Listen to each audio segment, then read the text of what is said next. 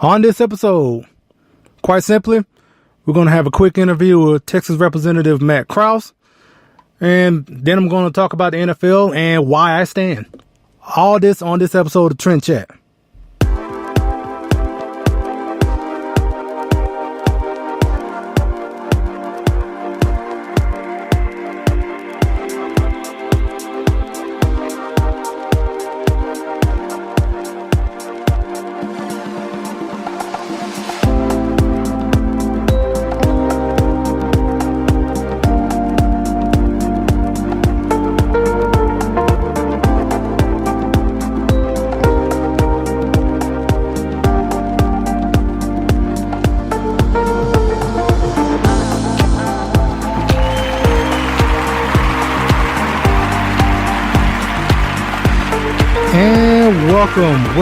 Welcome everybody to another episode of Trend Chat. I'm your host, Brian Bledsoe. And if you want to connect with us, whether on social media, whether it's Facebook, Instagram, or Twitter, it's all the same name, Trend Chat 24/7. And I write for politics.com if you want to read some of my articles, which actually we will have probably a new article posted sometime soon. But if you want to read my current articles, just go to politics.com/author/Brian Bledsoe.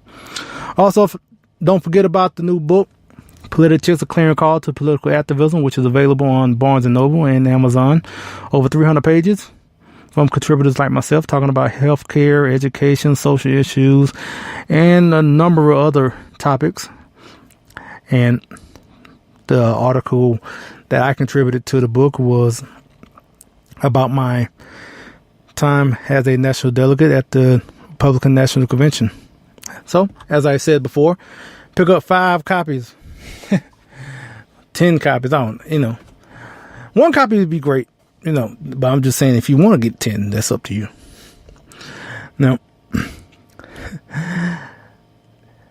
Now, I was at the Texas Freedom Festival this past weekend. Unfortunately, I wasn't able to stay there for the whole event because my job kept me from having to stay the whole time. I had to actually work in between the festival, so I kind of missed probably about half of it, actually. That being said, like I mentioned about my articles on politics.com, one of the articles is about my time at the festival last year, which was my first credentialed event as media, quote unquote. And one thing I've mentioned in that article is that it's a pretty liberal crowd at this festival. I mean, you have your conservative speakers in there, but it's pretty liberal. And that's actually where we did the interview with Texas Representative Matt Krause. Was after his panel at the festival. Now, before we get to the interview, I do have one observation. And there was a conversation at the festival which featured a one-on-one with Texas Speaker Joe Strauss.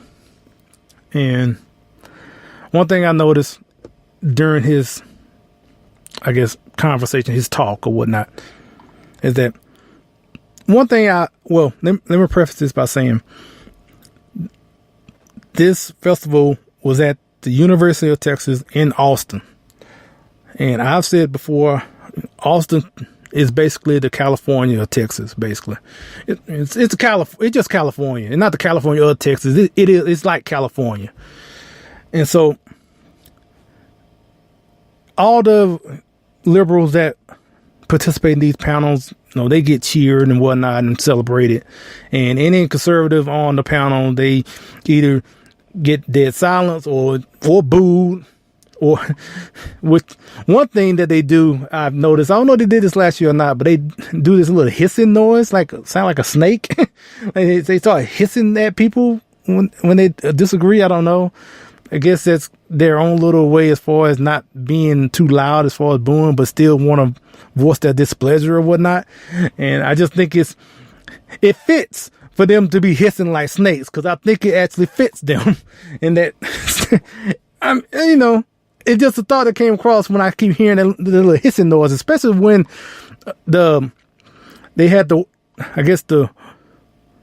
talk between John Cornyn and Ted Cruz. There was a lot of hissing in the auditorium, and I say, yeah, that fits you. But so I said all that to try to preface him what I'm in the conversation with Texas Speaker Joe Krause. And one thing I mentioned before is that when I go to different states, as far as going to different Republican club meetings or Tea Party meetings in other states, and when they find out I'm from Texas, all of a sudden the people have this glazed look over their eyes and like thinking I'm from, conservative utopia or whatever.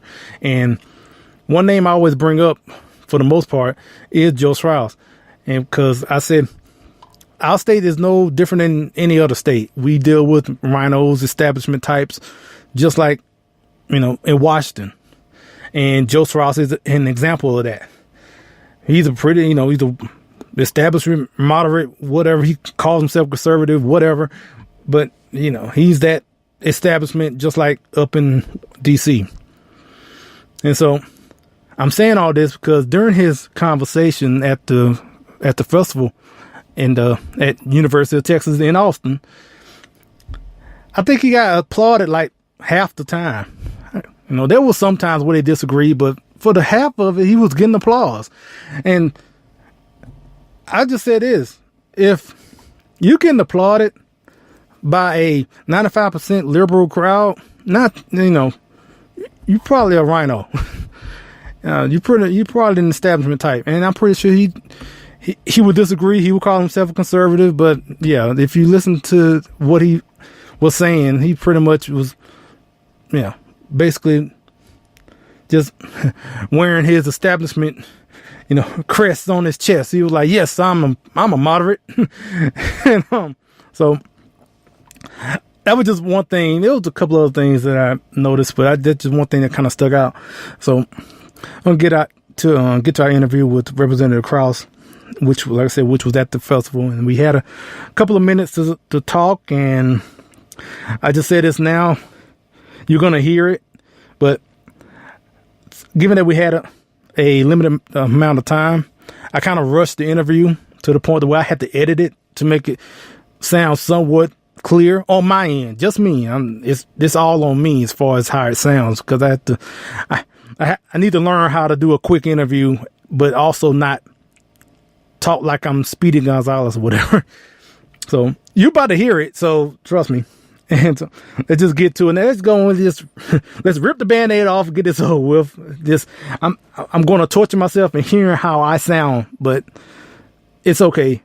Like I said in the beginning, we're all on this journey. You're on this journey with me as far as my learning experience, and this is just another one of those times. So here we go. I interviewed with Texas Representative Matt Krause.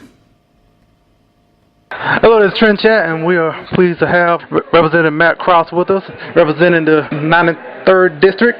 So, how you doing? I'm doing great. So, you just finished a panel talking about the grassroots agenda. Let me say, we were at the Texas Tribune Festival, so what was that about? That's right. Basically, it was just saying, what did the grassroots felt like they got out of this last session, and what are you looking for going forward next session? What do you think are going to be the issues in the primary? What do you expect in the next 2019 session? So, it's just kind of, what do the grassroots feel about what just happened and what's going to happen?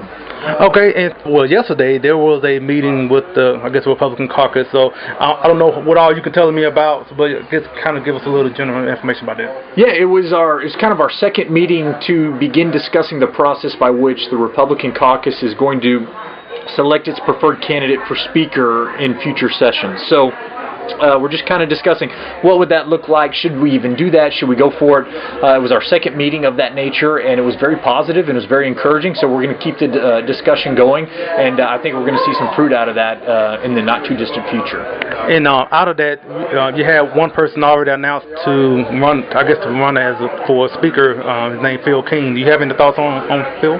Yeah, we've worked together well our 3 sessions. Now it's going to be interesting to see if anybody else jumps jumps in. And sometimes it takes that one person to break the ice or to see what happens. But I think it's healthy. I always think it's good when you have choices, when you have options. And I look forward to sitting down with Representative King and whoever else files their paperwork to say, why do you want this? What are you going to do with this? And what can we expect from you as our next speaker? Well, speaking of people who are filing, are you considering filing yourself? No, I've got 5 little kids, and that's a full-time job, and I just don't have that. So God bless anybody who does, but I just don't have the time, and so as of right now, I have 0% plans for doing that. And so I guess one of my last 2 questions with the Freedom Caucus, Texas Freedom Caucus, and how do you feel as far as with the regular session and special session, as far as the Freedom Caucus and what they've accomplished? Yeah, our caucus chair, Matt Schaefer, talked about bold baby steps. I mean, we weren't setting out to change the world, but I think from that purpose, we're very intentional about what we did. I think we made a lot of great impact on policy in the chamber. I think we made a lot of good impact on maybe changing the process and how things go and shining a light on some of the deficiencies in the process that we saw. So all in all, I think the Freedom Caucus exceeded a lot of people's expectations for our effectiveness and ability to get results. Well, I appreciate everything y'all doing, especially what you're doing and Texas Freedom Caucus in general. So thank you so much for your time. Yeah, I appreciate what you're doing, man. You do the hard work. So thank you for being at everything and showing up. Keep up the good work. Yep, and thanks to Representative Krause for joining us. And yeah, wow, I was horrible. But hey, maybe you don't think so. If you listen to this, you probably like, hey, it wasn't that bad. Great, I'm glad you feel that way. I differ. I beg to differ on that. Yeah, but hopefully with more experience in knowing how to do a quick interview as opposed to tripping over yourself because you're thinking about, I got this much time, I got to get it out. Well, anyway. So before we get to the NFL and why I stand, let's hear a word from our friends with the Founding Project. Hello, Trend Chat fans. The Founding Project invites you to experience our latest resource to take civics to citizens, TFP's new website. Visit us at www.thefoundingproject.com. Be a part of the civics movement with the Founding Project. The Founding Project is a 501c3 education nonprofit. Join us today. Well, all right. Now, I almost feel like I need to play like some sort of warning or whatever, or some sort of I don't know. I don't even know if I have any sound effects for that, but let me see. I'm just going to play something and see how it works. Let's see. Yep, that'll do it. Let me make sure I make this obligatory disclaimer before I get into anything as far as the national anthem protest. You and anyone else have the absolute right for free speech to protest, and as long as peaceful protest, freedom of speech, all for it. Just gotta say that, because for some reason it feel like if you don't say that, and if you're making any sort of criticism, especially about the Colin Kaepernick or even Black Lives Matter, if you making any criticism, for some reason you are a racist or a fascist or whatever it is they can think of, and unfortunately you have to feel like you need to make those sort of disclaimers. Got to put that out there first. Just want you to know that, because apparently you just assume that I'm not for free speech and not for a peaceful protest. But yeah, just want to make sure I put that out there. And before I get into any of this, so there we go. So now, I guess the first thing I want to bring up is that if you are one of the people who were complaining, criticizing Tim Tebow a few years ago when he was kneeling to pray and saying that you don't need to bring religion into our sports, and just stick with football or whatever, something like that. If you were doing all of that back then, and yet turning around right now and heaping praise on Colin Kaepernick and everyone else who is doing these national anthem protests now. Just stop listening. I mean, I'm just saying, because I got no time for you. I can't keep, I can't take it seriously. It's something I posted a couple of days ago. If you're one of those people, you're a hypocrite. So I'll just keep it at that. So I just wanted to mention that first and just get that off, because that double standard is just, I just can't stand those double standards like that. And it's just so clear. It's so clear, stuff like that. But anyway, this whole thing kind of started. Well, I can't say started, but I guess it got taken to another level with President Trump's remarks on Friday at the rally in Alabama for Luther Strange, who actually lost tonight to Roy Moore. So I don't know much about that race. I heard Roy Moore is a good conservative. That's what I heard, at least. So if that's the case, great. And hopefully it will steer the Senate, away from these deals with the Democrats. Oh, okay. All right. Stop, Brian. Don't go there. Roy Moore, he won. So anyway, at that rally, President Trump made some remarks about the people who were doing the national anthem protest. And like many things with President Trump, with me, there's some things I like, some things I don't. And to go back to what I was saying about free speech, he as the president has the right for, free speech to criticize this protest. It's totally in his right. It was in his right to do it. And even though I agree with what he said as far as that criticism, just the criticism of it, I don't agree with what he said as far as asking the owners to fire them, because he's in the capacity of a government official, and that's not something you want to hear from the government, to be firing people. I mean, kind of going back to the whole Jamel Hill thing. Now, what Sarah Huckabee Sanders said, I mean, take it from exactly how she said it. She said it was a fireable offense.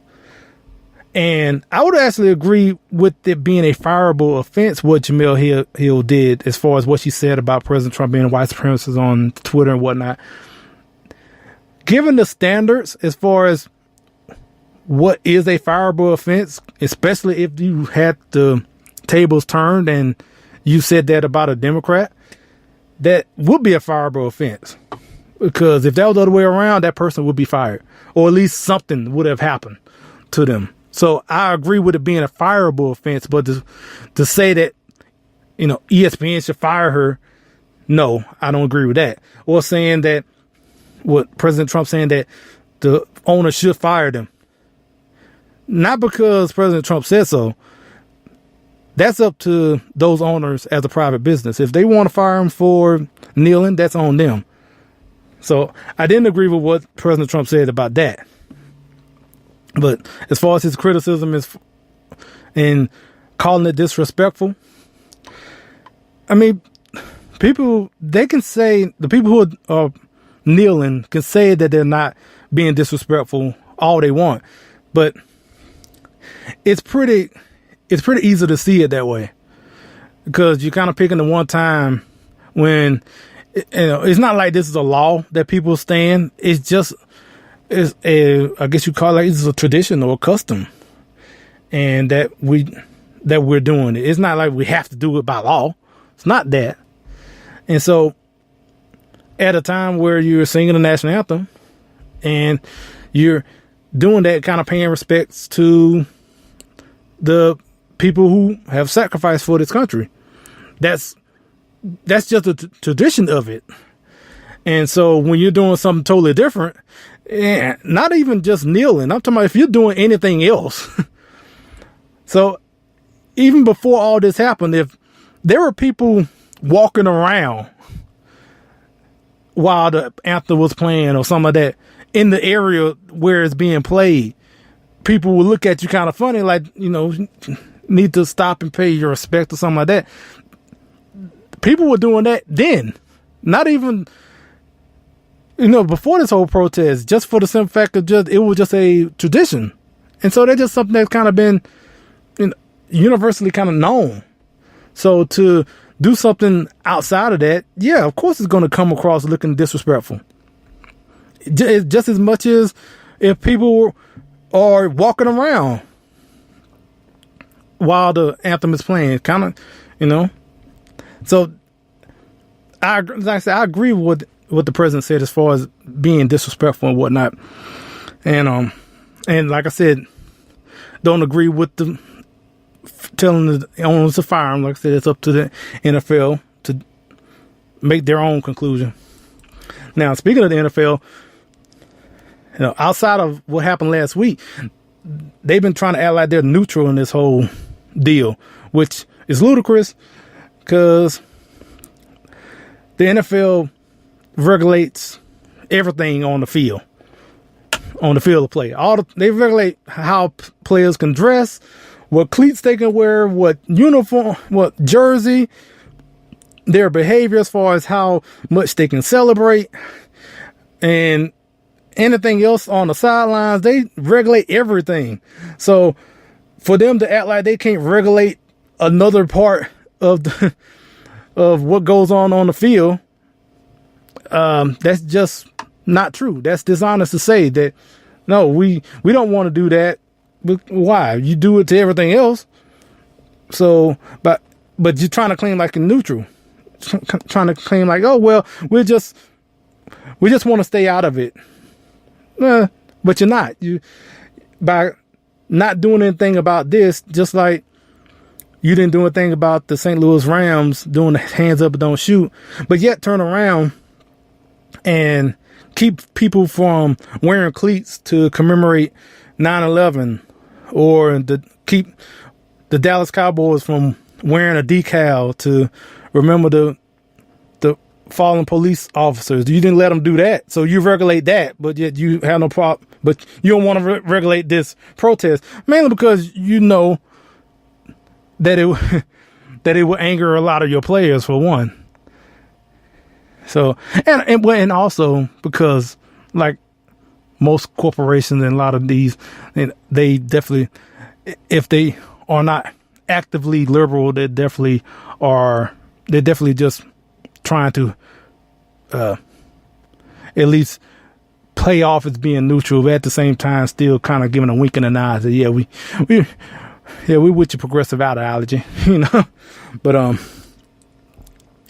yeah, so definitely the NFL definitely can't go around trying to make it seem like they're, but then this past weekend they kind of basically just made the full tilt, saying, okay, we just support the protests in a way, because with the comments from President Trump, now you had not only the NFL as a whole, you also had, the players obviously, but then you had people from in the NBA and the other sport league, and then, obviously the celebrities, who, Hollywood celebrities who just couldn't wait to jump on something that's anti-Trump, something that made Trump look bad. Of course we're in on this. So, yeah.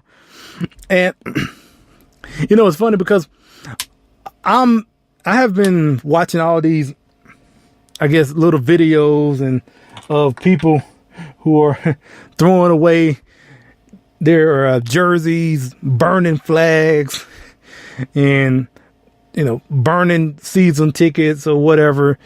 And it's up to them. I mean, if they don't want to go to a game anymore or watch the NFL anymore, that's perfectly up and perfectly fine. If that's what they want to do, this it's their money. So, but for me,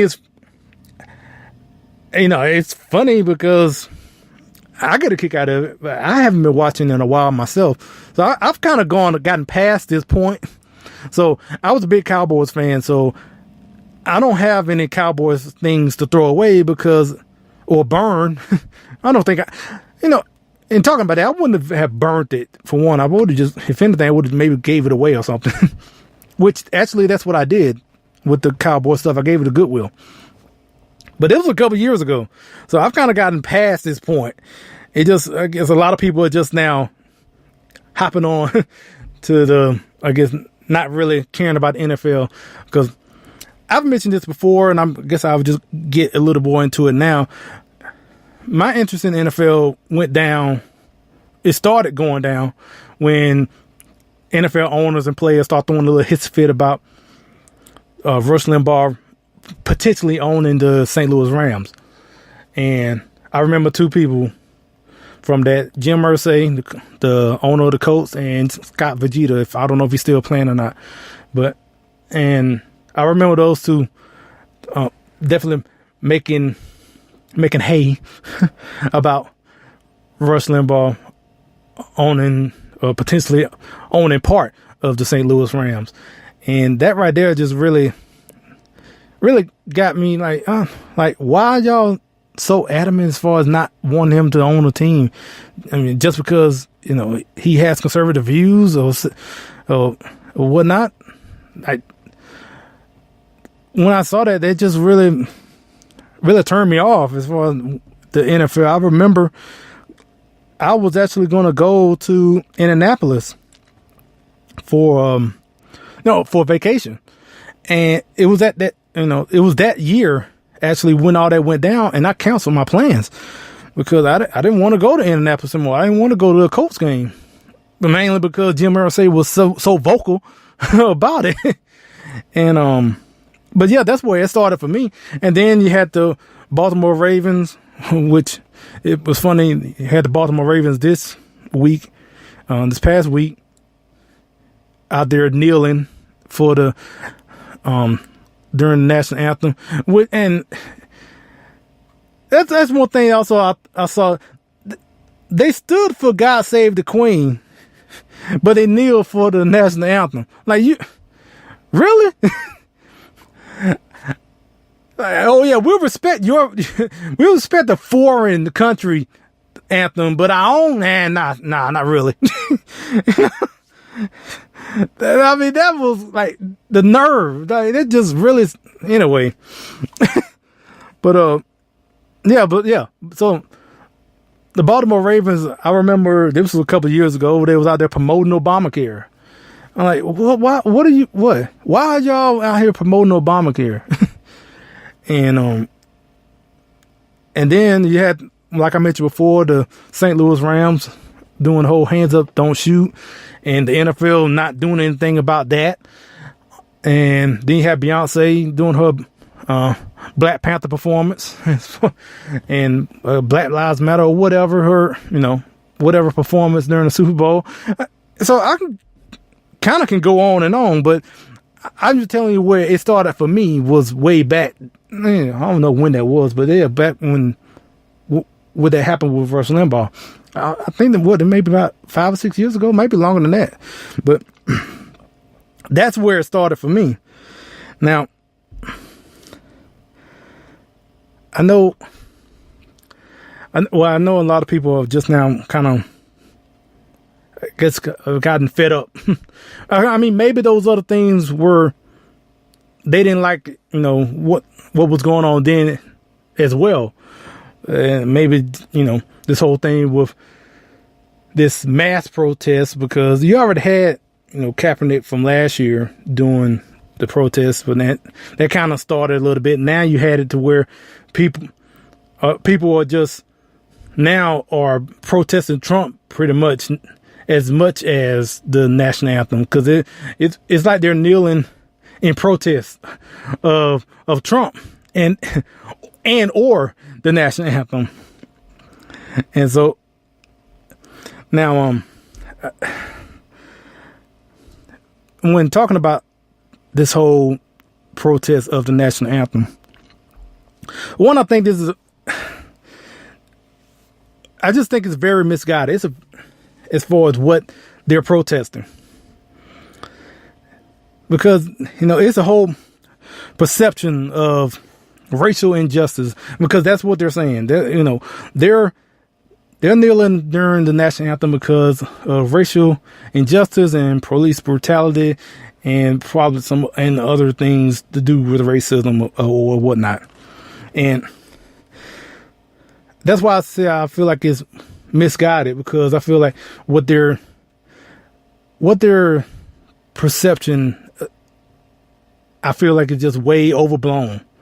That they have this perception that there is some epidemic amongst police and black people, making it seem like police are waking up every morning and saying, "How can I kill a black person today?" Like, that's what their focus is. It has nothing to do with if the person is actually committing a crime or whatnot. No, I know I'm a policeman, especially if I'm a white policeman, I must want to kill black people today. That's what they basically are projecting on people when they make it seem like police brutality is such an epidemic that is going on right now. And it's funny because I feel like they fail to realize, that the change that they want to have is basically within the institution, the laws that the country that they're protesting against. Because if you want to make any sort of change, it's right there in the Constitution. It's right there in the law of the land. It's not like you're living under some sort of dictatorship. It's not like you don't have a voice. If you want to, I guess, have something change in your community, in your neighborhood or whatnot, you have the means to do that. Go out and vote, or to organize. But in going out here and blocking, highways and, kneeling and whatnot, instead of doing that, why don't you just get involved in the process? Why don't you just get involved? Go, instead of kneeling on the field, go to City Hall and participate in a city council meeting, or run for city council or whatnot. Because that's one, I guess let's get to the reason why I stand, because that's the reason why I stand. Because in the Constitution, everything is right there for anyone to have any change to happen in their community, in their country. It's all right there. And that's why I stand. Because if there's something that I guess that I would want to see different in whatever, I have my vote for one. I vote in the voting booth. I also vote with my money and how I patronize whatever. And, America is not perfect, and that is obviously apparent. We know that. But I keep coming back to the fact that we have the framework in the Constitution to make this country, as it says, a more perfect union. But here's the thing about it. It's up to, as it says in the Constitution, we the people. It's up to us to either vote and to get involved. And if you're not, then you're not really having a reason to complain in a way. I kind of what people say, if you don't vote, don't complain. I think if that's kind of how it goes. But it's true, because it's not like we're living in a monarchy where we have no voice. We have a voice. We just choose to use it how we want to. And I'm just going back to saying, it's we the people. It's our responsibility. So here's the thing. If you don't like what's going on in your city, your county, your neighborhood, your state, whatever, Don't go out there and just start blaming corporations. Well, or the man, or politicians, or this, that. No, first, look at yourself, get a mirror, look at yourself, start there. Then also, look at your fellow countrymen, because I'll just call this episode "We the People," because we the people are the ones who put the money in those corporations' hands. Man, we are the people who put those politicians in office. So if you have a problem with all of that, look at ourselves, because we're the ones giving them the power. No, it's not just coming out of nowhere. We're giving it to them. We're sending the same politicians back to Washington or to wherever your state capital is. You don't like what they're doing, then why you keep sending them back? Get somebody else. Yeah, I mean, if you want to see change, you want to see don't want the status quo, then either run yourself or support someone else who would bring the change that you want. And so, and see, all that, what I'm saying, that's the reason why I stand. Because if we get the country that we vote for, we get the country we deserve. So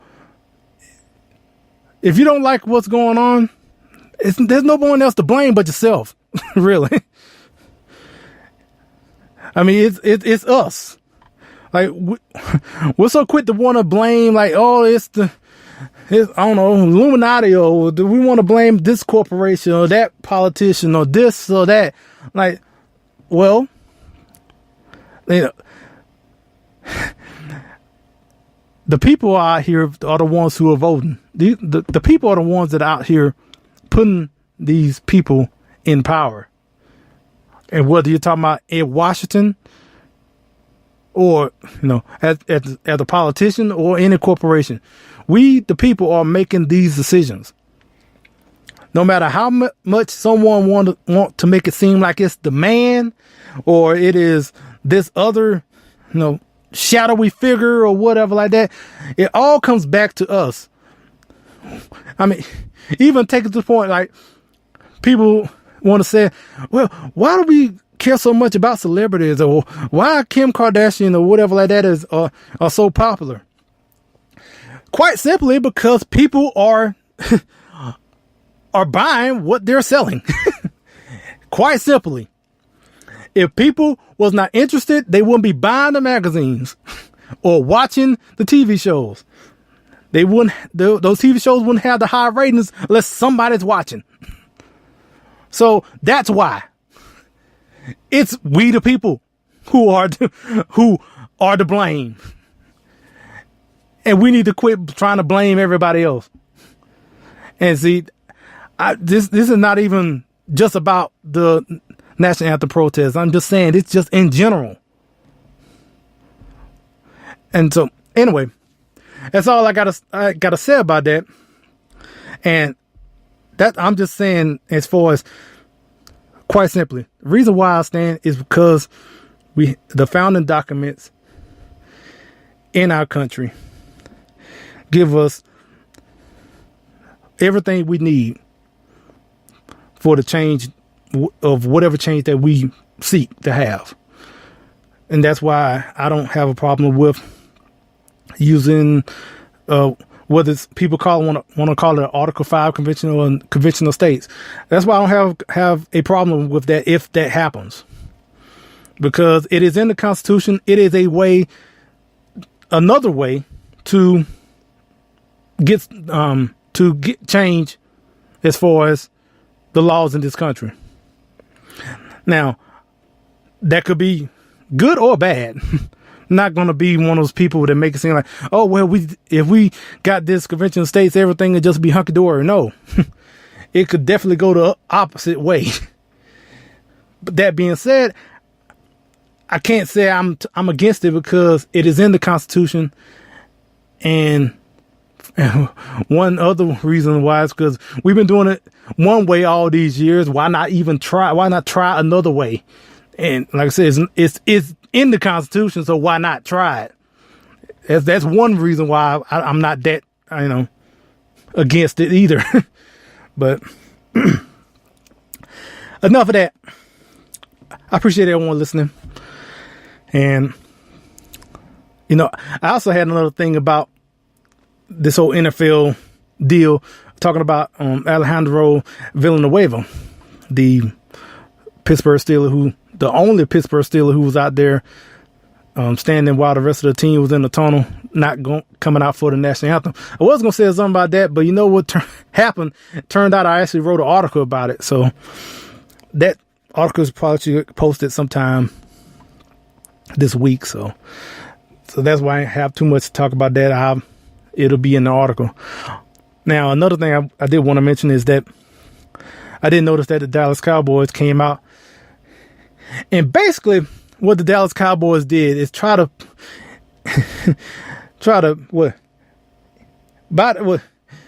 eat their cake and buy the cake and eat it too. I have totally forgotten what that phrase is. But anyway, they try to play both sides of the fence. Put it that way. Well, they're going to come out, they're going to kneel before the anthem and then stand up and stand for the anthem. I mean, look, when you try to please everybody, you're not pleasing nobody.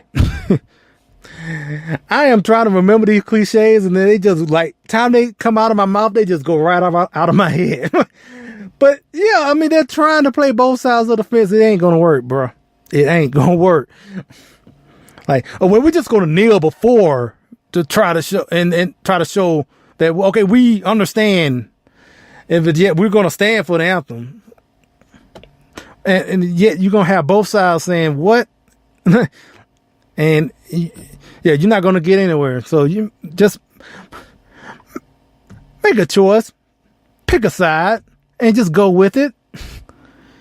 So, I mean, I've made mine, and I'm more than confident in sticking with it. I have no problem with it.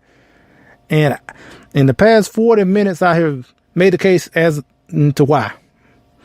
And so, glad to finally get this off my chest. Been waiting to talk about this. I mean, well, I've been thinking about it, but I just feel like, okay, let me just go ahead and make it known, make it clear, because I've talked about it here and there, but let's dedicate a whole time to talk about it. So, anyway, appreciate everyone listening.